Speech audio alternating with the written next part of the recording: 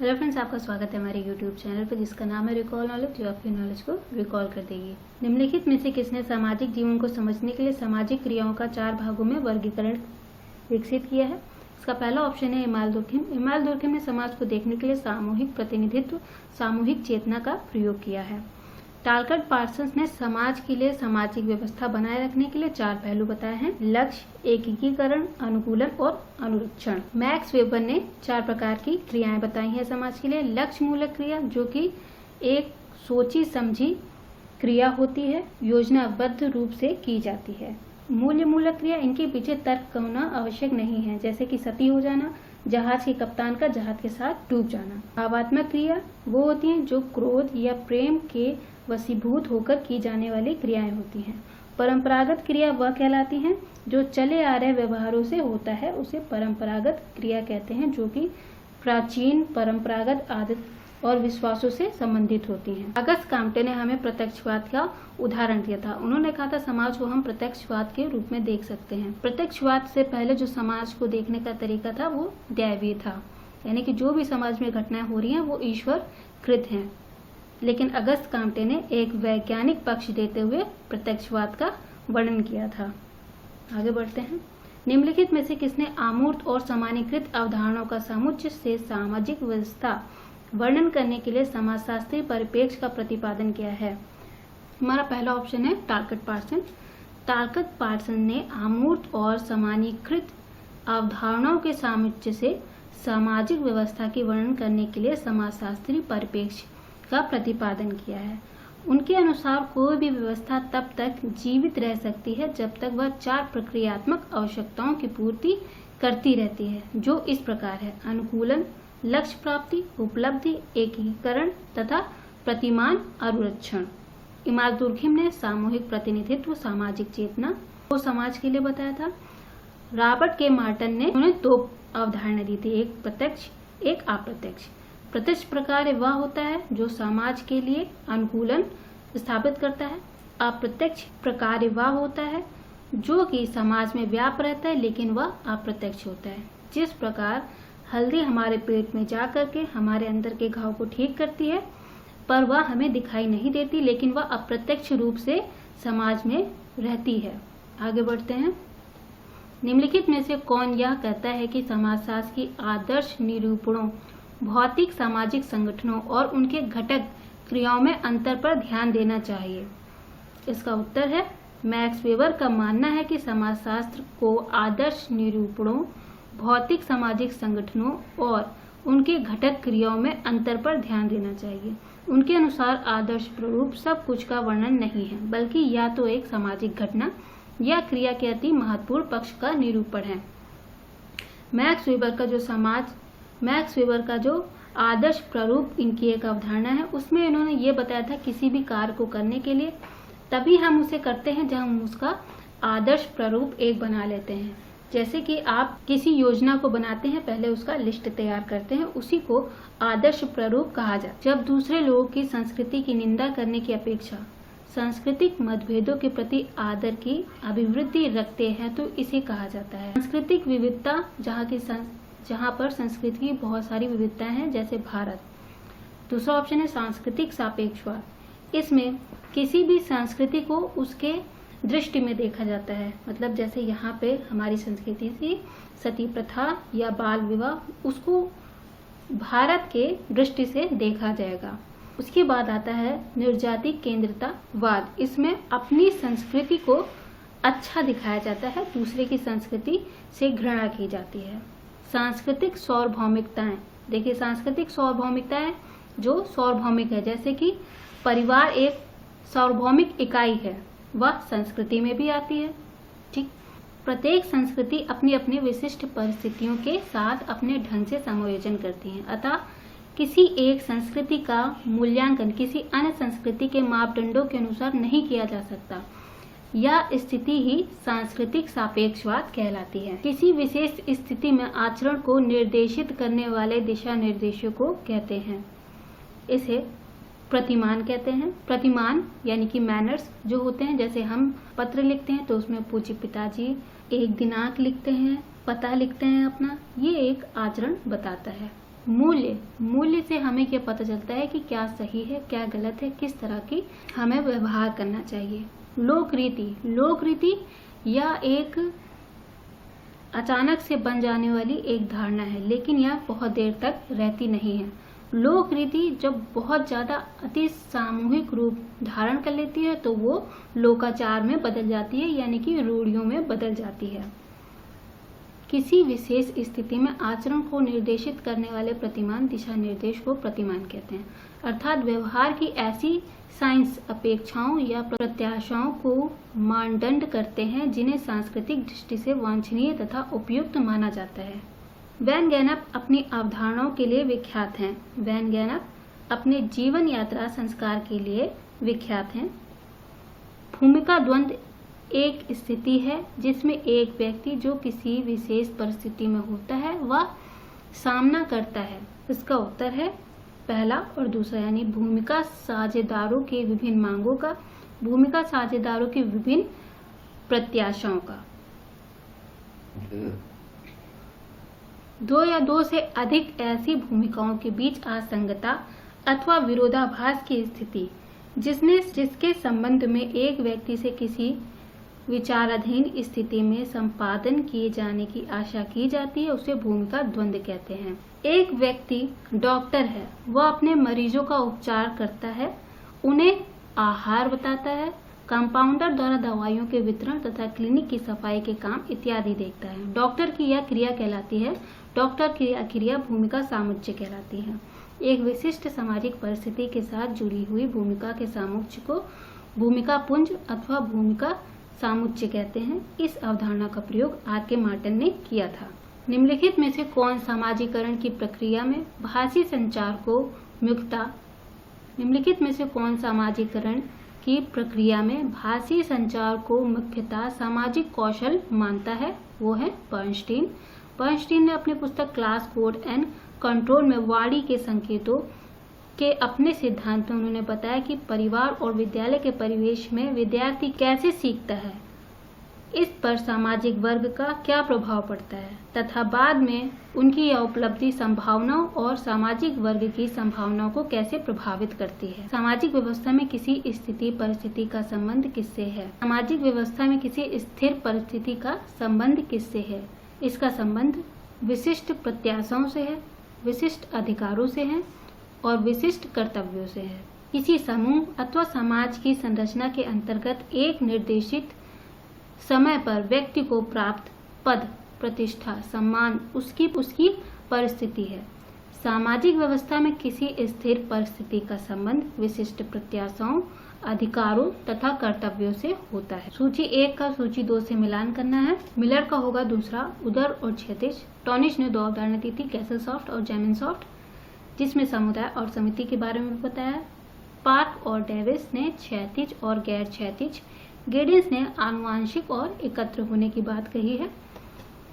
जब किसी मलिन बस्ती में मुख्यतः या अनन्य रूप से एक ही निर्जाति या प्रजाति समूह के लोग रहते हैं तो इसे कहा जाता है, इसे झुग्गी झोपड़ी या घेटो कहा जाता है। ऐसे साधनहीन कमजोर व्यक्तियों का समूह जिनका कुछ विशिष्ट क्षेत्रों में जमावड़ा होता है, जहां से निकलना उनके लिए प्रायः दुष्कर हो जाता है और वे इसी क्षेत्रों के सिवाय अन्य क्षेत्रों में बसने में सामर्थ्य नहीं होते। ऐसे नगरीय क्षेत्रों को घेटू के नाम से बताया जाता है। निम्नलिखित में से किसने सबसे पहले संदर्भ समूह की अवधारणा प्रस्तुत की थी? सबसे पहले संदर्भ समूह की अवधारणा हाइमन ने दी थी। संदर्भ समूह की अवधारणा हाइमन ने 1952 में विकसित किया था, जिसका व्यवस्थित अध्ययन मार्टन ने किया था। निम्नलिखित में से किसने यह कहा है कि बहुपति प्रथा एक निर्जातीय वर्णन की जिज्ञासा है? इसका उत्तर है जी.पी. मार्डक ने कहा था, बहुपति प्रथा खस एवं टोडा जनजाति में पाई जाती है। एक स्त्री के एक समय में एकाधिक पति होने की प्रथा को बहुपति प्रथा कहलाती है। निम्नलिखित में से किसने राज्य की परिभाषा एक मानव समुदाय जो किसी दिए गए भूभाग में शारीरिक बल के वैध प्रयोग के एकाधिकार का सफलतापूर्वक दावा करता है के रूप में की जाती है? इसका उत्तर है मैक्स वीबर ने यह कहा है, समाज का वह पक्ष अभिकरण अथवा संस्था राज्य के नाम से जानी जाती है। जैसे किसी निर्दिष्ट भूमि क्षेत्र पर शारीरिक शक्ति का प्रयोग का वैधानिक एकाधिकार प्राप्त होता है, उसे मैक्स वेबर ने वैधानिक हिंसा का अधिकार कहा है। जैसे कि भारत में जो हथियार बनाते हैं उनका प्रयोग करने के लिए एक निश्चित भूभाग का क्षेत्र बनाया जाता है। वो हथियार जिसका हम लोग प्रयोग करते हैं उसका मलबा जा करके दफनाने के लिए हम उसे पानी में फेंक देते हैं। ये क्वेश्चन भी आ चुका है फर्स्ट पेपर में। आगे बढ़ते हैं। निम्नलिखित में से किसने इस बात पर बल दिया है कि धार्मिक अनुष्ठानों का प्रकार समाज की नैतिक श्रेष्ठता की पुष्टि करता है? इसका उत्तर है इमाइल दुर्खिम। दुर्खिम ने अपने पुस्तक में कहा कि धर्म का स्रोत स्वयं समाज है। धार्मिक विचार समाज की विशेषताओं के अतिरिक्त और कुछ नहीं, पवित्र अथवा ईश्वर केवल समाज का मानवीकरण है, और धर्म का सामाजिक कार्य सामाजिक एकता की वृद्धि और स्थिरता में है। में से किसने इस बात पर बल दिया कि धार्मिक अनुष्ठानों का प्रकार समाज की नैतिक श्रेष्ठता की पुष्टि करता है? हमारा पहला ऑप्शन है फ्रेजर। फ्रेजर ने अपने पुस्तक द गोल्डन बॉ में लिखा था कि मनुष्य ने सर्वप्रथम जादू टोने की शक्तियों से सुपर नेचुरल पावर को नियंत्रित करने का प्रयास किया, और जब वह अपने प्रयासों में असफल हुआ, सबके आगे मानव ने अपने आप को समर्पित कर दिया। इस प्रकार असफल जादू टोनों ने मनुष्य को धर्म की ओर अग्रसर किया। आधे इमाइल दुर्खिम ने द एलिमेंट्री फॉर्म्स और रिलीजियस लाइफ में अपने धर्म का सिद्धांत प्रस्तुत किया है। उन्होंने यह अध्ययन अरुंटा जनजाति पर किया था। दुर्खिम ने पवित्र और अपवित्र को समझाने के लिए टोडमवाद का सहारा लिया था। दुर्खिम के अनुसार धर्म एक सामाजिक तथ्य है और इसकी उत्पत्ति समाज का भी एक योगदान है। इसके बाद आता है मैक्स वेबर। मैक्स वेबर ने आर्थिक संस्थाओं के संदर्भ में विश्व के 6 महान धर्मों का अध्ययन किया था। वेबर ने Protestant ethics and the spirit of capitalism धर्म के समाजशास्त्र पर एक प्रमुख कृति लिखी थी। इसके बाद है टायलर। टायलर ने आत्मवाद और जीववाद का सिद्धांत दिया था। दुर्खिम ने अपनी पुस्तक में कहा कि धर्म का स्रोत स्वयं समाज है। धार्मिक विचार समाज की विशेषताओं के अतिरिक्त और कुछ नहीं, पवित्र और ईश्वर के केवल समाज का मानवीकरण है, और धर्म का सामाजिक कार्य सामाजिक एकता की उत्पत्ति, वृद्धि और स्थिरता में है। निम्नलिखित में से कौन से प्राथमिक समाजीकरण के अभिकरण हैं? प्राथमिक समाजीकरण के जो उपकरण होते हैं वो परिवार होता है, पड़ोस होता है, उसके बाद समूह आता है, उसके बाद स्कूल आता है। इसका पहला ऑप्शन होगा पहला, दूसरा और तीसरा। मानव के समाजीकरण की प्रक्रिया बहुत लंबी होती है एवं जटिल होती है। इस कार्य में अनेक संस्थाओं एवं समूहों ने अपना योगदान दिया है। बच्चों का समाजीकरण करने में अनेक प्राथमिक संस्थाएं जैसे परिवार, पड़ोस, मित्र मंडली, विवाह एवं नातेदारी समूह तथा द्वितीयक संस्थाओं में जैसे विद्यालय, धार्मिक, आर्थिक, राजनीतिक, सांस्कृतिक एवं व्यावसायिक संगठनों आदि का योगदान होता है। यूजीसी ने विकल्प ए को सही उत्तर माना है। सिगमंड फ्रॉयड का समाजीकरण का सिद्धांत निम्नलिखित में से किस को सम्मिलित करता है? फ्रॉयड का जो समाजीकरण था वो इदम, अहम और पराहम से रिलेटेड, जैसे कि इसे कहानी के माध्यम से समझ सकते हैं। एक 3 भाई थे, वह आम के बगीचे में जाते हैं और इदम कहता है कि मैं वहां जाऊंगा और आम चुरा के भाग जाऊंगा, तो यह इदम हुआ, उसमें अनैतिकता थी। फिर आता है अहम, वो उसमें नैतिकता है। वो कहता है कि नहीं, मैं जाऊंगा, उनसे बात करूंगा, रिक्वेस्ट करूंगा और आम लेके आऊंगा। लेकिन जो परा आम कहता है मैं उनसे जाऊंगा, उन्हें पैसे दूंगा और फिर वो आम खाऊंगा। तो ऐसे 3 अवधारणाएं होती है, इदम, अहम और पराहम। इसका उत्तर है मनोवैज्ञानिक फ्रॉयड ने समाजीकरण के अपने सिद्धांत में मानसिक क्रियाओं के आधार पर समझाया कि उनका मानना है कि समाजीकरण परिवारवाद के माध्यम से नैतिक एवं व्यक्तिगत पहचान कराता है। उन्होंने सामाजिकृत आत्म यानी सोशलाइज्ड सेल्फ की अवधारणा को स्व के आधार पर इदम, अहम और पराहम में विभक्त किया है। निम्नलिखित में से कौन समाजीकरण की प्रक्रिया में भाषी संचार को मुख्यतः सामाजिक कौशल मानते हैं? यह क्वेश्चन रिपीट हो गया है। बर्नस्टीन इसका सही उत्तर है। हिंदू समाज के वैचारिक आधार के रूप में किसका अपवित्रता और पवित्रता का विचार जाति प्रथा में प्रतिबिंबित होता है? इसका उत्तर है ल्यूई डूमा ने अपनी पुस्तक होमो हायरार्किस में जाति के स्थानांतरण पर चर्चा की है तथा उन्होंने जाति आधारित पवित्रता एवं अपवित्रता संबंधित विचार का प्रतिपादन किया है। सामाजिक स्तरीकरण व्यवस्था इसलिए बनी हुई है क्योंकि उच्चतम स्तर के सदस्य चाहते हैं कि यह व्यवस्था हमेशा स्थिर रहे। सामाजिक स्तरीकरण समाज के उच्च वर्ग एवं निम्न वर्गों में विभाजित करने और स्वयं निर्माण करने की एक व्यवस्था है। इस व्यवस्था को स्थिर बनाए रखने की मंशा उच्च स्तर के सदस्यों की होती है। वह चाहते हैं कि हम हमेशा उच्च स्तर में बने रहें और हमेशा प्रगति करते रहें। निम्नलिखित में से यह किसका विचार है कि विभिन्न स्तरों के बीच सहयोग तथा परस्पर निर्भरता के संबंध रहते हैं? सहयोग और परस्पर निर्भरता की बात प्रकार्यवादी करता है। मार्क्सवादी संघर्ष की बात करता है। अंतःक्रियावाद या मनुष्य के बातचीत का अध्ययन करता है, किस प्रकार से मानव बातचीत करता है और उसके प्रतीकों की सहायता किस प्रकार लेता है। प्रकारवाद का मानना है कि समाज के अति जीवन के लिए यह आवश्यक है कि व्यवस्था की आवश्यकता की पूर्ति हेतु इसकी विभिन्न सामाजिक प्रक्रियाओं का आपस में सहज रूप से तालमेल रहे। नीचे दो कथन दिए गए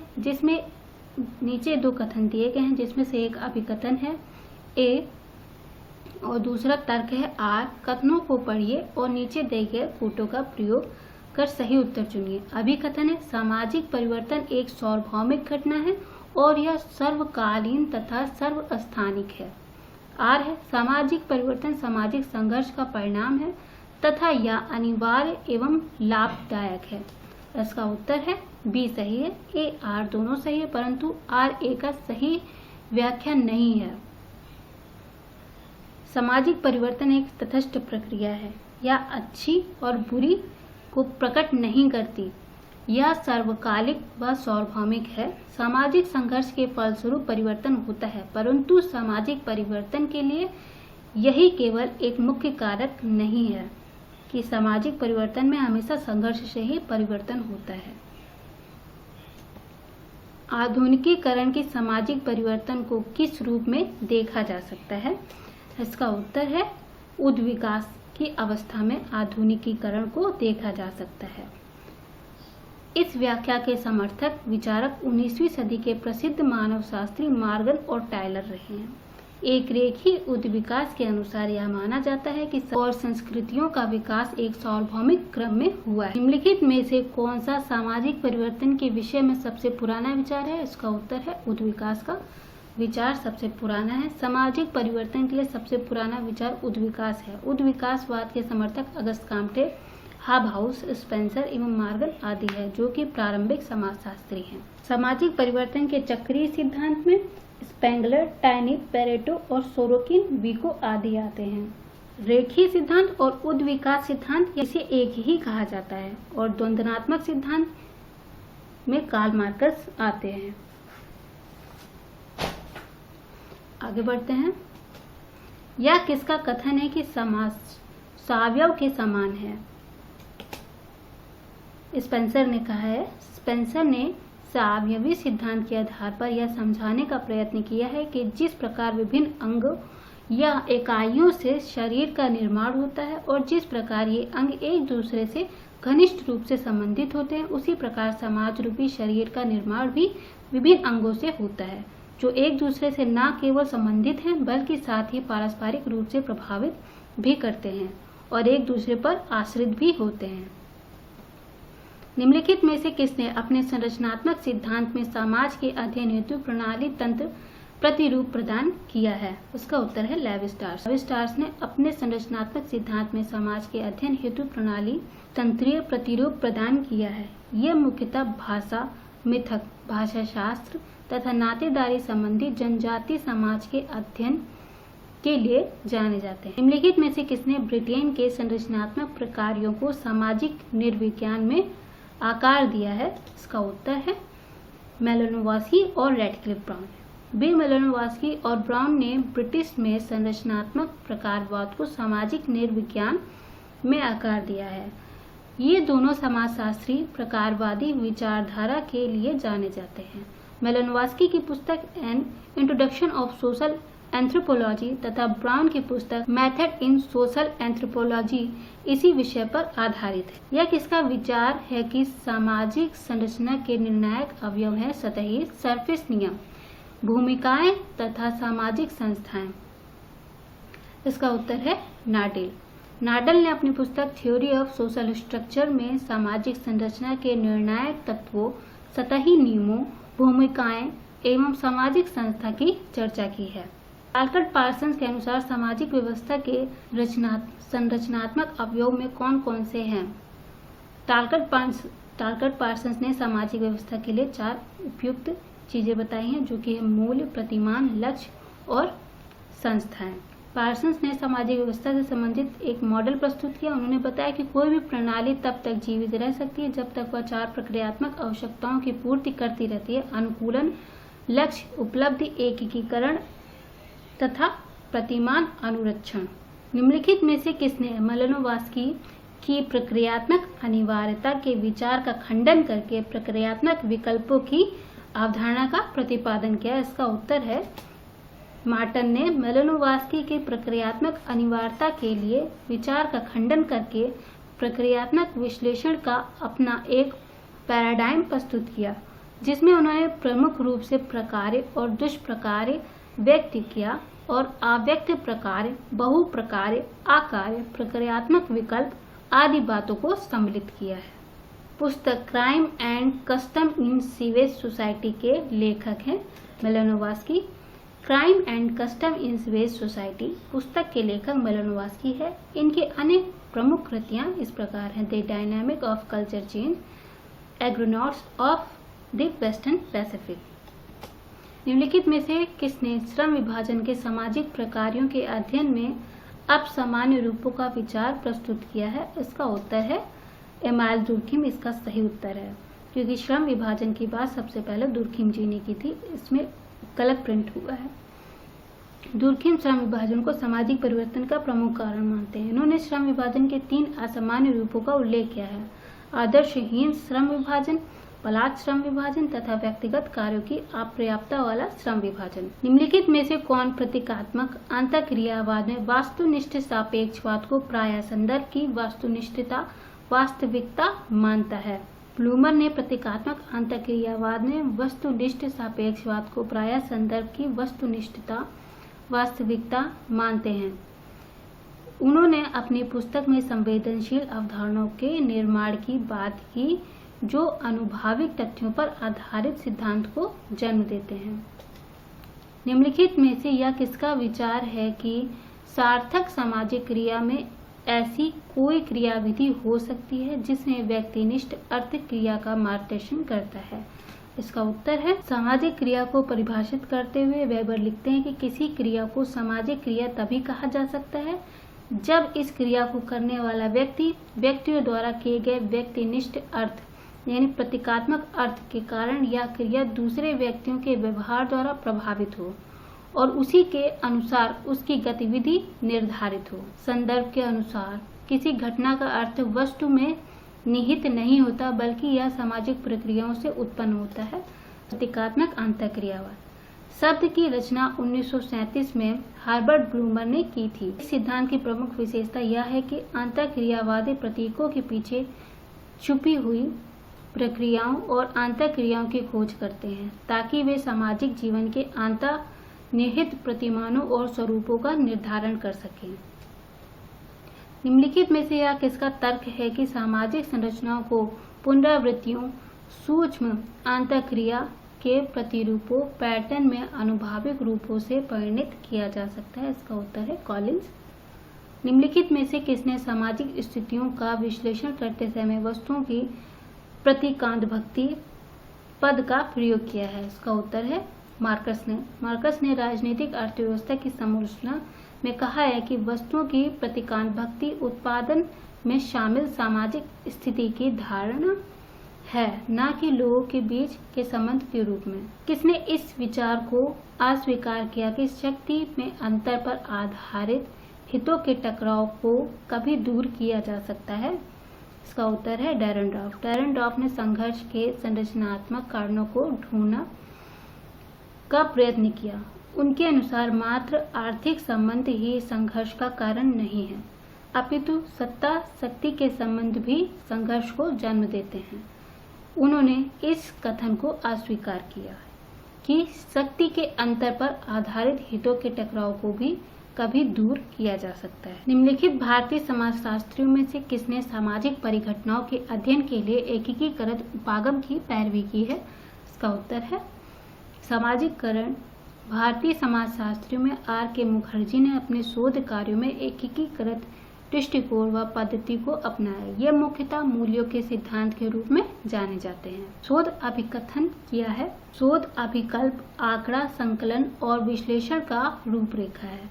सामाजिक शोध का लक्ष्य किसी घटना का यथार्थ चित्रण करना, किसी का सामाजिक समस्याओं के निरूपण हेतु विकल्पों का पता लगाना, कुछ का सामाजिक नियोजन एवं नियोजित परिवर्तन की प्रभावकता का पता लगाना और समाज के कल्याण विकास कार्यक्रमों के सफल संचालन में योग्य देना है।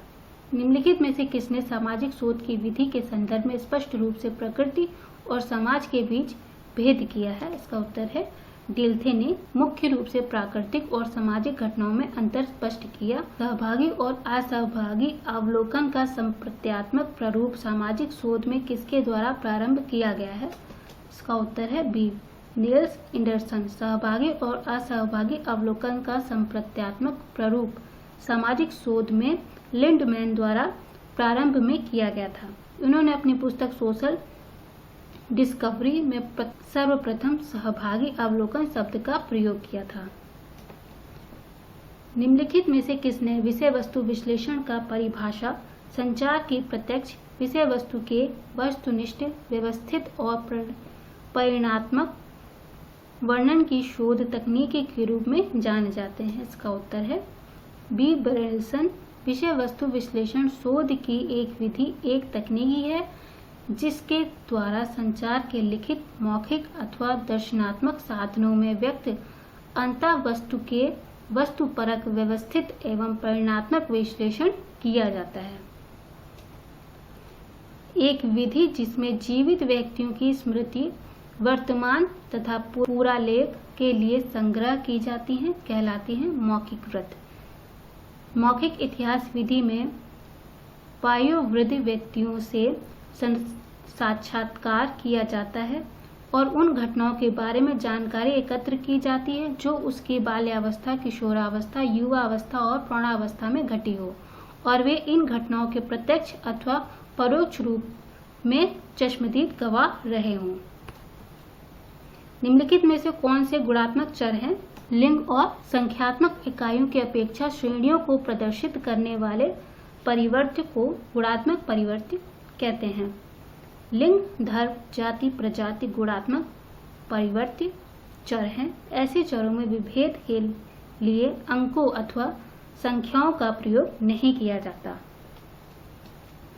जिस सीमा तक कोई आंकड़ा संग्रह, मापनी अथवा विधि सत्य होने की गुणवत्ता रखती है कहलाती है वैधता। किसी शोध विधि अथवा पैमाने की वैधता, प्रामाणिकता से तात्पर्य मापे जाने वाले तथ्य की सही माप करने की क्षमता से है। पैमाना की वैधता की जांच के लिए तार्किक वैधता विधि, पंचों की राय विधि, परिचित समूह विधि, स्वतंत्र मापदंड विधि आदि का प्रयोग किया जाता है। निम्नलिखित में से कौन सा दो चरों के बीच संबंध का सार्थकता स्तर मापने का एक परीक्षण है? इसका उत्तर है सहसंबंध गुणांक। दो चरों के परस्पर संबंधों का सबसे अच्छा माप पियर्सन का सहसंबंध गुणांक है। यह गुणांक दो चरों के सहप्रसरण को उनके मानक विचलनों के गुणनफल से भाग देने से प्राप्त होता है। जब सारणी के दोनों छोर खुले हो तो उस वितरण से केंद्रीय प्रवृत्ति की किस माप की गणना की जाती है? माध्यिका और बहुलांक की गणना की जाती है। आज की वीडियो में इतना ही। धन्यवाद।